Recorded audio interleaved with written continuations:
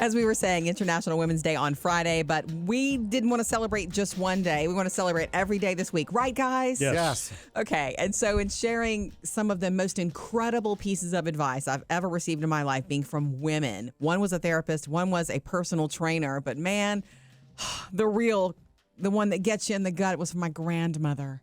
Now, Murphy, you knew my grandmother. She was feisty. And she stood up for things, and yes, she was a very strong all person. Heart, yep. all heart, and looking for a bargain, and ready to stand up for her family at any cost. Mm-hmm. And she thought the internet was evil, right? She didn't like the internet. She whispered it. She didn't like it, and that's okay. Yeah.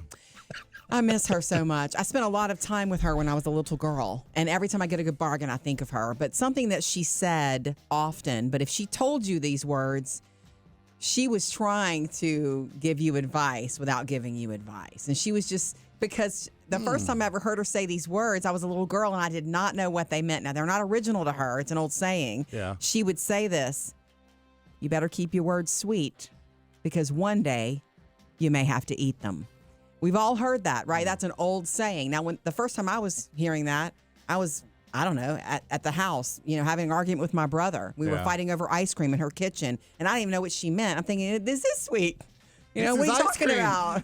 I can say what I want to him. I didn't know what that meant until I grew up, and I would watch her try to keep her words sweet.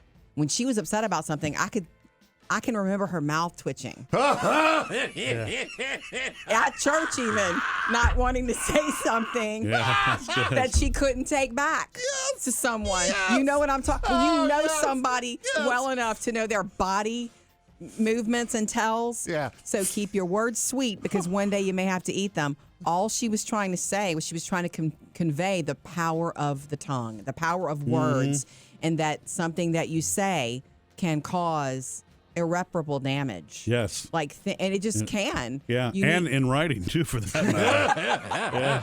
Anyway, just some of my greatest, as we celebrate all kinds of women who've achieved a million things, sometimes those best lessons come from within your own family.